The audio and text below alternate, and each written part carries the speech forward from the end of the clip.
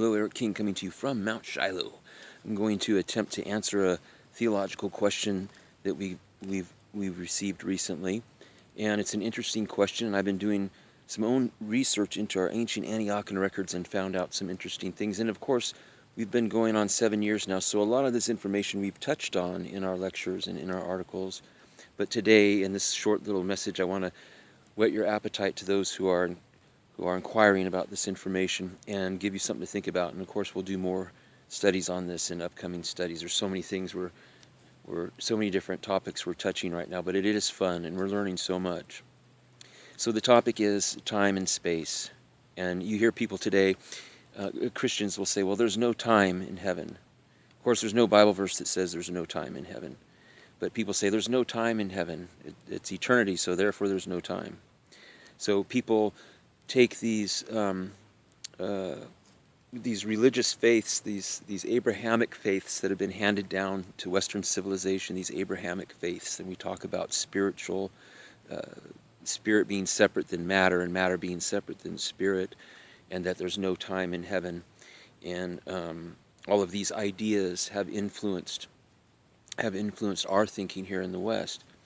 Now, the fact of the matter is, and I'm going to try to explain this to you using somewhat human reason logic, but if you have the Holy Spirit, you'll be able to, I believe, read between the lines and see what I'm trying to explain to you. And I'm going to use colors and forms and parabolic and allegoric statements here to try to explain a function of what we believe in when it comes to time and space as ancient Antiochian Christians, what we believe the Scriptures teach us, what we believe God is teaching us about this subject. So here's one analogy to way to think of it. If you picture God as being all darkness, you can't see anything, and it's just eternal darkness, eternal darkness. So then God, He puts a point in that eternal darkness, a point, and then He takes that point and He expands it like a sphere, and He creates space. God's all outside of here, and now He creates this space, but because God's almighty, eternal, all-powerful, He's also pervading the space that the created space that He just made. He's pervading it through what we would call supermaterial or supermatter. Now, there's physicists that speculate on a thing that they call supermatter, but when we as ancient Antiochian Christians, we're speaking from a different perspective that we believe is taught through the Scriptures. So it's different than what modern physicists might call supermatter, or what we would call perfect matter. It's uncreated matter. And God has that as part of one of His uncreated energies. God has what we call uncreated energies. So the idea is that He creates this space, but His uncreated energies pervade that space, and His supermatter pervades that created space, but that created space does not penetrate supermatter and does not penetrate God's uncreated energies. It doesn't penetrate that. But God and His uncreated energies and supermatter penetrates the sphere of His pleroma. Everything in that space that God created, that sphere of space, Paul and the early Christians refer to as, in the Greek, the pleroma, the created space.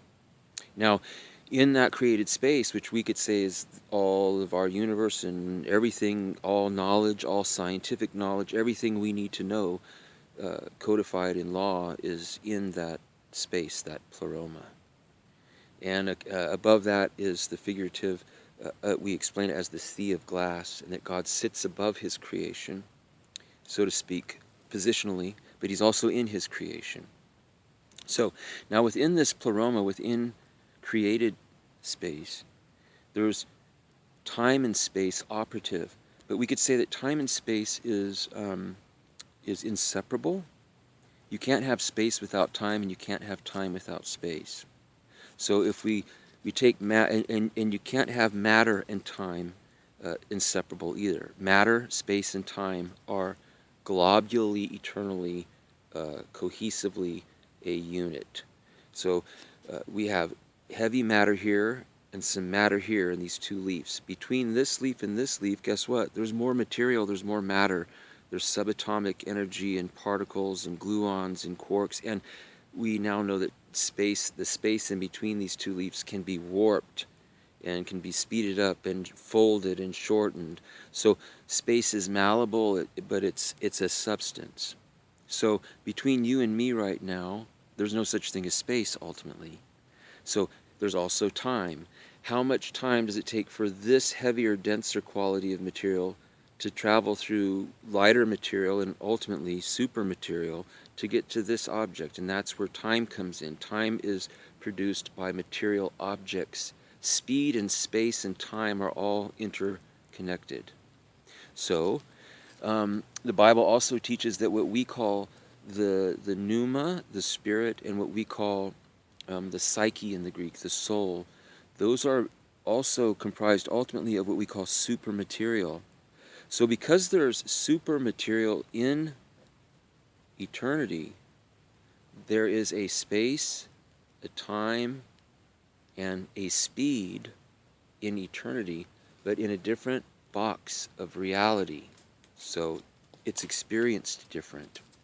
For instance, a little ant crawling on the ground, they're experiencing time different because of their shape, their size, in the sea of matter, in the sea of material, and their objective faculties, the faculties that they use to sense things, is different. For instance, we could see at a normal rate of speed, we could see something happen, and we could say it happened simultaneously. But when we slow the speed down, for instance, if we have two objects moving fast towards each other, and to our perspective, boom, they hit and they blow up. But when we slow the speed down, right before this one hits this one, it actually blows up first, which makes this one blow up, but it happens so fast. With our faculties, with our sight and our hearing and our smell and touch and taste and sound, from our perspective, our perception, our limited faculties, it happened so fast that we said, oh, they hit each other and blew up. But that's not what really happened. So when we slow and speed up time, we perceive things differently.